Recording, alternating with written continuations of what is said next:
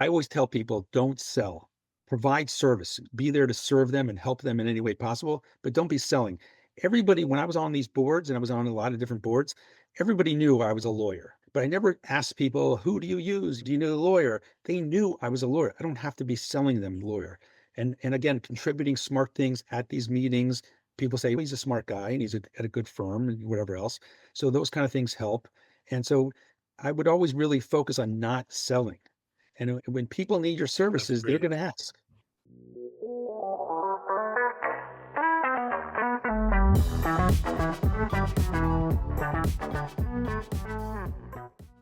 Good morning, good afternoon, good evening. Whatever time this podcast finds you, welcome to the 10 Golden Rules of Internet Marketing for Law Firms podcast. My name is Jay Berkowitz. We got a great guest today, Keith Wasserstrom from Corporate Counsel Business Advisors. But he's an awesome networker. We're going to learn a lot today from Keith. Keith, welcome to the 10 Golden Rules of Internet Marketing Thank you. for Law Firms podcast. Thank you very much. You're in a unique position. Actually, you're not that unique. We've had 4 or 5 former attorneys who are now in, what do we call it, public life, slumming it like the rest of us. But you bring a tremendous amount of experience to your role as a business advisor. So talk a little bit about what does Corporate Counsel Business Advisors do and how you help companies. All right. So I try to help frustrated business owners and executives manage their businesses more efficiently with clarity, alignment, accountability, productivity, and both personal and financial freedom. The idea is that executives and owners can enjoy growing their businesses in an environment that fosters respect, fun, and personal success, while the leadership teams know exactly what they need to do and exactly who needs to do it. The owner or executive can spend more time doing the things that he or she loves rather than working on the nitty-gritty of the business. I met Keith through a networking group, and he's a great networker. We're going to talk a little bit about that. You mentioned something in the group, and you said that a lot of times there's an air conditioning guy, and he's really great at air conditioning and fixing air conditioning. And then he has this entrepreneurial moment. He opens an air conditioning company. That's an example of someone you can really help out. I wonder, obviously, I assume, obviously, you've read the book E-Myth. Yes, love that book. Yes. Yeah. And so that's the classic. I'm going to ask Keith later about his best business books. And about half the people we ask them for their best business book on this podcast for the last 15 years, about half the people mention E-Myth. But that's the classic story in E-Myth where someone's really great at doing something, they open their own business, then they have to learn the business side of the business.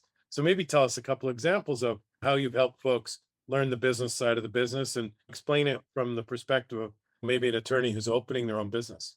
Well, it's funny because I literally give that book away to people a lot because it is the template for how to create a business.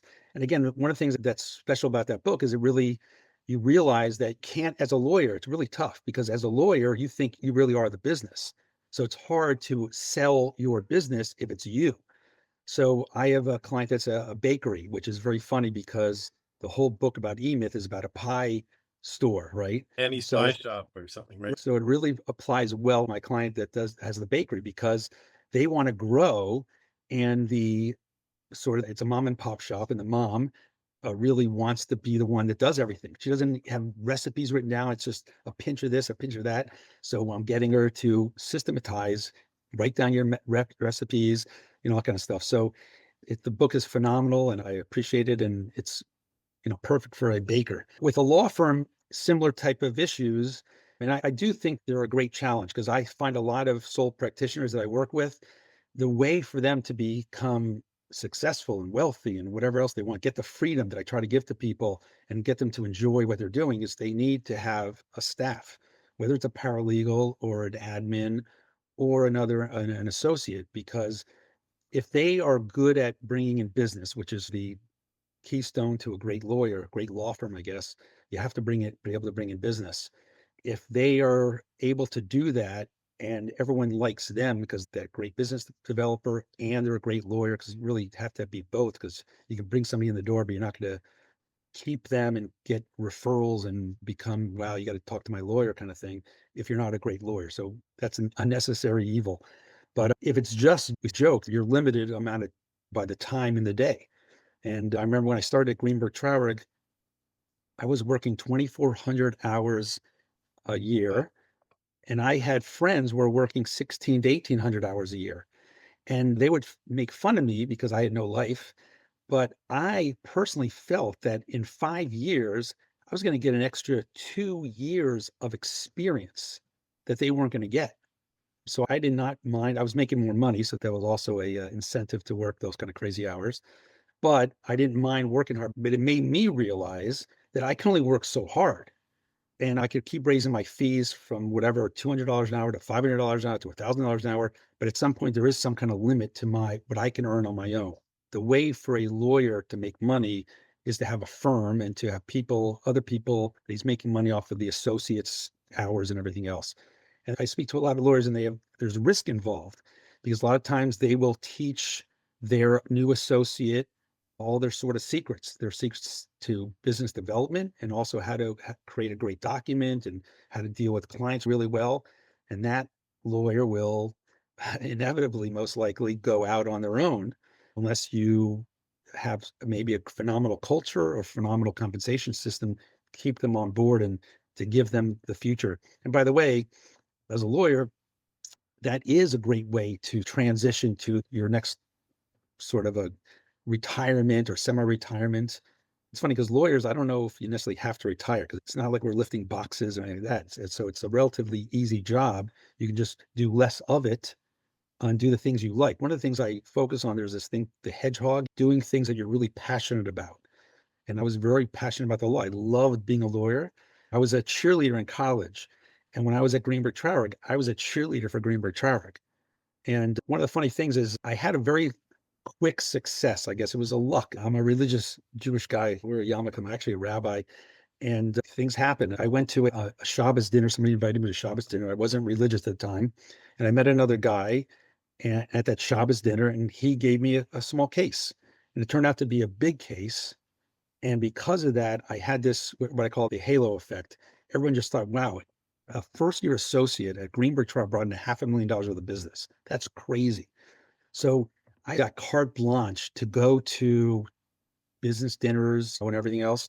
Greenberg Traurig is a big firm, so they would always take tables at events. So we had Hispanic Law Firm Association. They had their annual dinner, and we would get a table, and nobody wanted to go. So I would go, and I would bring friends. Sometimes I'd bring my family, and we would get a free dinner. Same thing with the Black Lawyers Association. I would go to their dinners and everything else. So it was great So to how did you met. turn it into business? That's a great question. How do you turn a Shabbos dinner, the Hispanic Lawyers Association? How do you generate business from those events? Those were actually uniquely easy because first of all, it helps that I'm coming from Greenberg Traurig, very well respected, large firm. People have heard of it. Coming from Wasserstrom and Associates might have been more of a challenge, Yeah. but also being there, and I'm not Black and I'm not Hispanic. So when you're at their event, first of all, they appreciate it. They don't necessarily know that Greenberg Traurig, nobody made me go, but the Greenberg Traurig is paying for it. The fact that I'm there, it shows that I'm supporting their cause, whatever their cause is. And typically you are. You go to a fundraiser or whatever kind of dinner for your shul or cancer society, you're supporting their cause because you're paying for that, whatever it So is. step one is showing up. Yep. 100%. So Keith is sharing with us some great strategies for networking. And he's one of the great networkers of all time. Built his business as a young associate at a law firm, built a law firm business on multiple occasions, and now is building his own business as a consultant. And I do a lot of networking. So Keith, if it's okay, how about we brainstorm and share with people 10 great business building networking strategies? You think we could pull that off? You keep track of the number. I'll Okay. start. Okay. So number one is showing up. You talked about going to a Friday night Shabbos dinner, and that was through a charitable association. And number two was showing up when your big law firm is buying a table. But it's very easy a lot of times to not go to the networking event. So half the battle is just showing up. So when you show up, what are some of the things you should do in that room to make a difference between showing up, sitting down at your table and sitting with your friends that you came with or your coworkers? And how do you turn it into business? What's the number one thing you should do at once you show up? First of all, you have to meet everybody at your table. Sometimes you'll sit at a firm table, everybody already, But most frequently, the tables that I go to, you don't know a lot of the people. You might know half of them. It's also typically noisy at these kind of events. So I would get up, and I also have a challenging name, Keith Wasserstrom. And especially if you're not American, whatever, you might not, Keith is an odd name. So I always have to say Keith. But Wasserstrom was also hard. So I would it gives you a reason to give somebody a card. So especially at noisy events, you can give them your business card. Now they're connected to you. And a lot of people, I think most people put their business cards into their Rolodex back in the day, but you're meeting somebody. And what do you do is just typically the conversation kind of thing. So a big step up to just going. A lot of people go to events and they sit at their table. They might go to the buffet line or go to the bar, but they're not meeting people. If I see somebody that I know from a previous networking event, I'll go and see them again. So it'll be an opportunity for me to meet them again, remind them. One of the things about So wait, we're going to keep this tight. Okay. okay, go ahead. So one at a time. You got to, number one is showing up. Number two is meeting everyone at your table. Number three is get up and walk around. Don't just sit at your table. I'll give you number three or number four, and we'll transpose it, which is show up early. And a lot of people miss this, me included, even though I know it every single time. But now I've started blocking time because the best time to network, if you're going to that dinner or you're going to the luncheon for the bar association, whatever it is, the Chamber of Commerce breakfast, like once they start the breakfast and the speakers, once they start the lunch and the speakers, once they start the dinner and the awards or whatever, you're tied to your table, but you're rude if you're talking and the speaker's speaking. So Correct. look, the absolute most important thing is you've got to get there early, really early. Yep. If you're there and the first and second, third, fourth people are walking in, they're looking for someone to talk to. You've got Yes. no pressure on you or anyone else that you've got to talk to the rest of the room. So it's a really great chance to make quality conversations. And Absolutely. the next one, I'll lead you to this one and you can talk about it. What is that quality conversation when you meet someone new? Right. So by the way, my strategy was always to be one of the first 10 people there. It's always the people that are setting it up that you can't beat them. But Yeah. I try to Yeah. be the first 10 people there. And this is, I don't want to say it's a trick, but sometimes I would actually leave when everyone goes to the table and they're ready to start the program. Yeah. I would leave because that is not, again, it depends what your goals are. If you want to get informed about the program, that's a different story. But if you're really there for networking, that is dead time. Because like you said, you can't be talking. It's worse if you're talking during the event. So Yeah, some no, of the that's a things, good trick, by the way, because a lot of people feel so obligated to go to these events, and they go to these events and they show up at 10 after 8 and they rush to their table, and then nobody talks because the speaker's talking, and they leave right, and they have no success. And they say networking doesn't work. But my dad's good friend Paul Morton recently passed. So shout out to you and love to Paul Morton. But he taught me that trick. So I call it the Paul Morton trick, where he was the president of a TV network in Canada. But he said he had to go to all these dinners, he had to show up. He said, you show up really early, you meet everybody in the room, you shake all the hands, everybody sees you there, and then you have your assistant actually not even give you a table seat. So there's not an empty spot at the table with your nameplate. You actually right. cheat the system, and that's a really good, so we'll call that the Paul slash Keith strategy, but a great way you meet everyone in the room, shake all the hands, kiss all the babies. Okay, Keith. So just to follow What's up a on that, quality conversation? A lot of people are nervous. How do you engage folks in conversation when you're there early? so it depends if you can tell whether the person is, if you have something in common with that person, it's huge. Again, I'm from Philadelphia, so I'm like a Phillies, Flyers, Sixers, and Eagles fan. But I've been in Florida for 40 some years, so I'm also a Miami fan as well. So if I can come up with, if there's something happened in recent events, a sports game or whatever else, I can mention them, see if they're engaged in that sports event. Having something in common with somebody is a huge icebreaker. And if they talk about this, the tribe, right? Members of the tribe. So the fact that somebody's a Phillies fan in South Florida is rare. So you'll bond automatically. There's several people I met maybe once, and they're Phillies fans. And I can tell you who they are because I met them and bonded over that and we schmoozed about it. And it's also funny because once you have that connection, you could connect with them. You send them a text message, how that was a great game, or you can commiserate if your team lost. So finding some kind of connection, obviously at a law or a bar thing, what kind of law do you practice? Interesting because, and that's huge because As a networker, I just had a conversation with one of my clients. He was a trust and estates lawyer. I said, that's phenomenal for networking among lawyers because a lot of people do not do trust and estates or do it. So if you're a guy that hangs out a shingle and you do everything, that's a different story. A corporate securities guy, a real estate person, those people are not going to do trust and estates. It's very particular. It's changes all the time because of new laws. So you have a great opportunity to market to those other types of lawyers.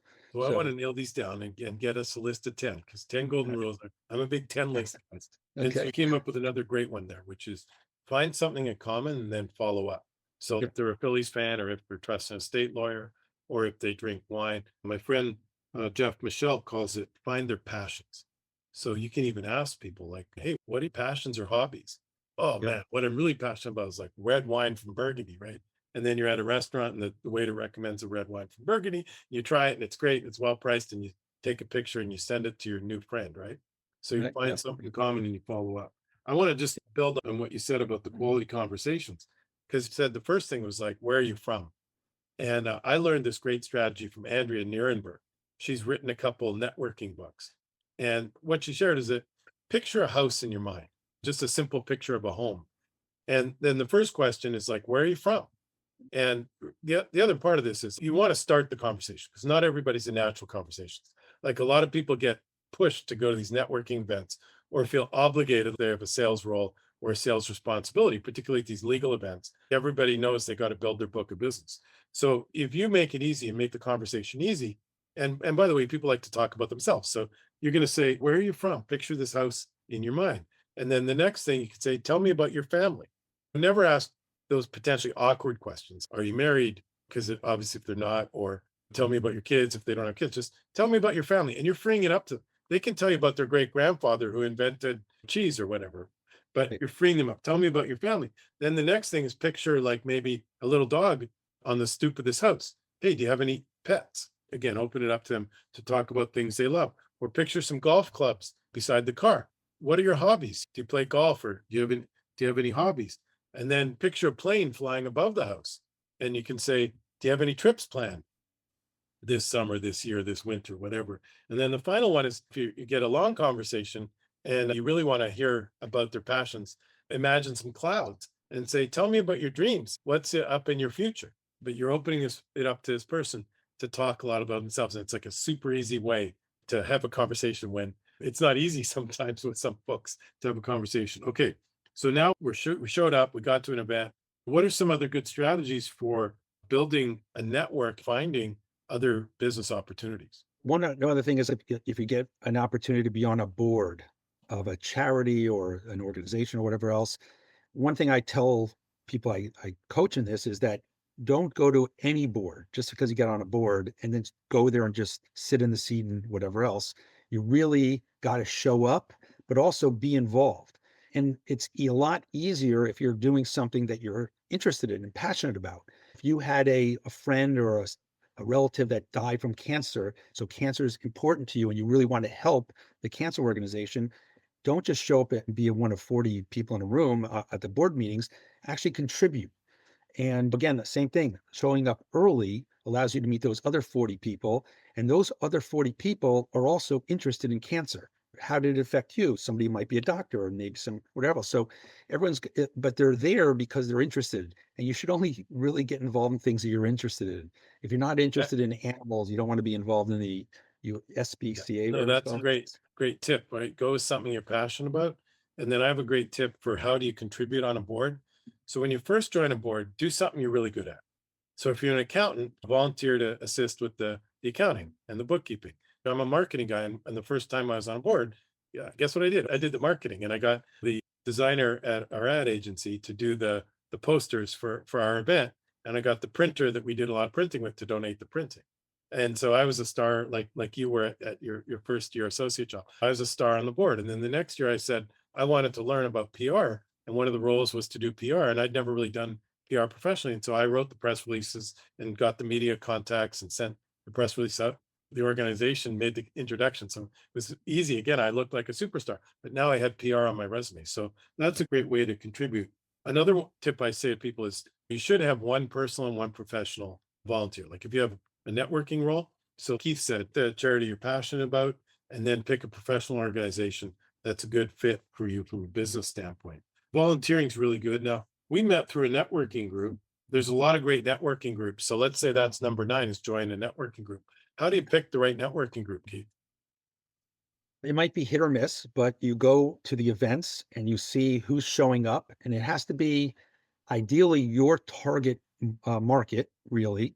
But it could also be people who are good referral sources. So if they're going after the same kind of clients that you are, same kind of big businesses or individuals, whatever it is, but those people might not be great clients in the networking group that you're meeting with on a periodic basis, but they're great referral sources. It's also it's good for you to join that group. But so you have to see if it's active. I was in one that, let's say there's maybe 60 people in the group, and we meet every other week, and attendance was lacking. So you're going to these meetings and not a lot of people are there. So they started harassing people about coming to the meetings. So attendance is better.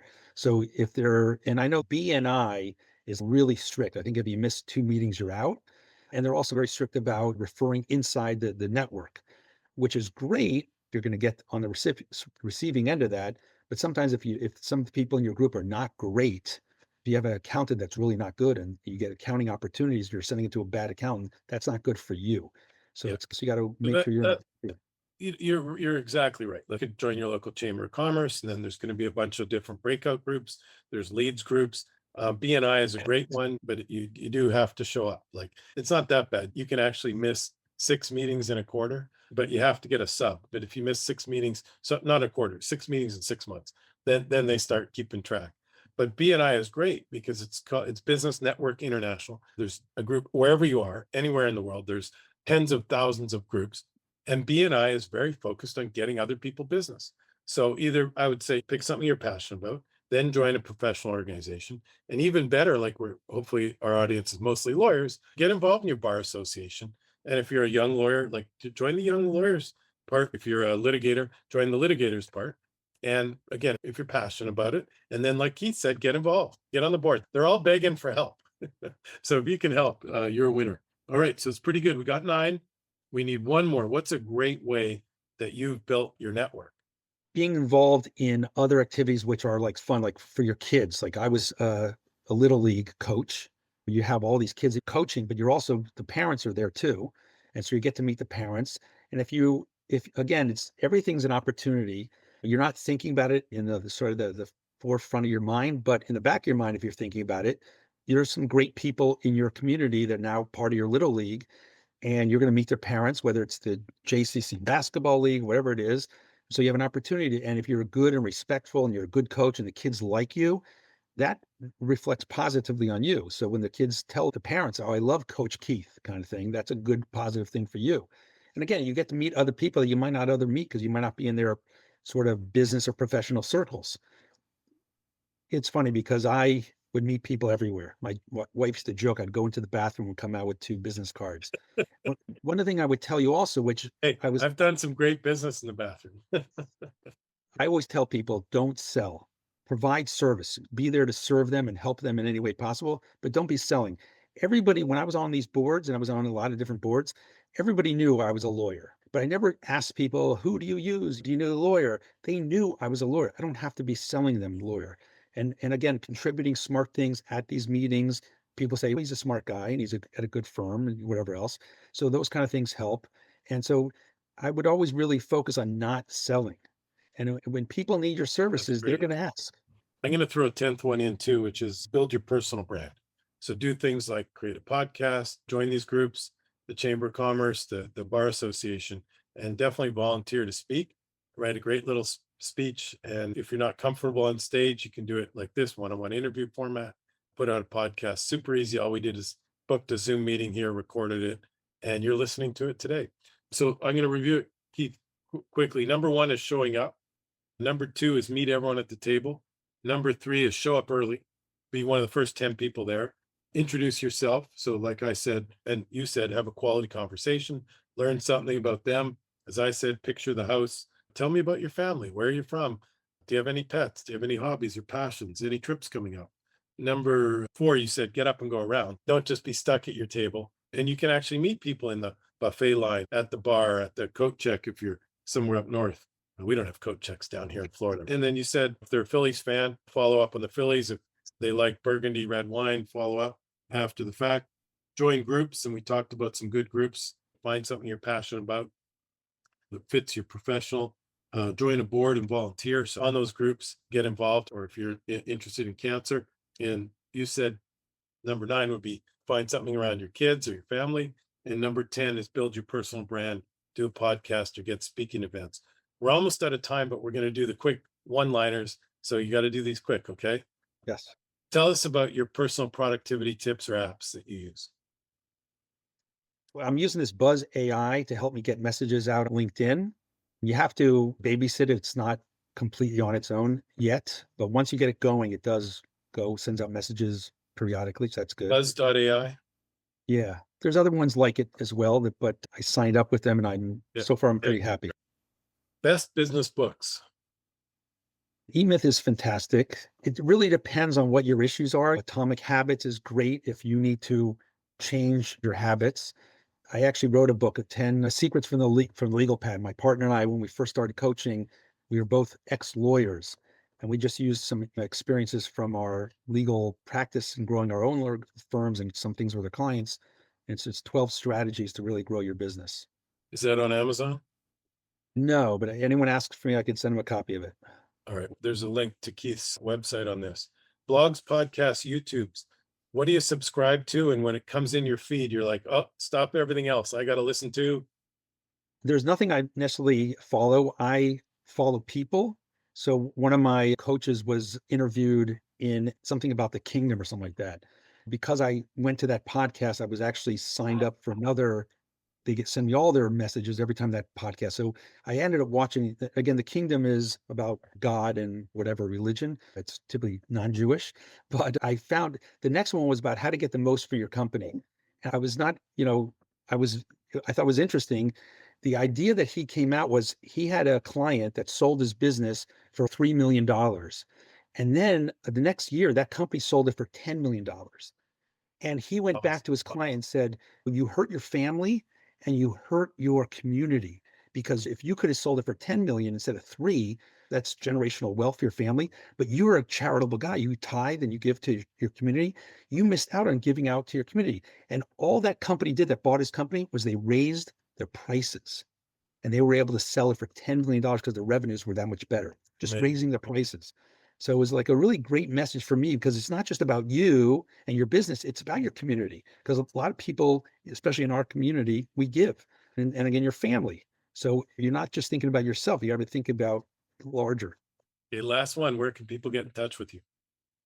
So I'm at corporatecounsel.com, Corporate Counsel Business Advisors. That's probably the best way. I'm on LinkedIn. I'm pretty active on LinkedIn, which is another great way to click the links in the show notes. Keith, this was awesome. Thank you so much. Thank you very much.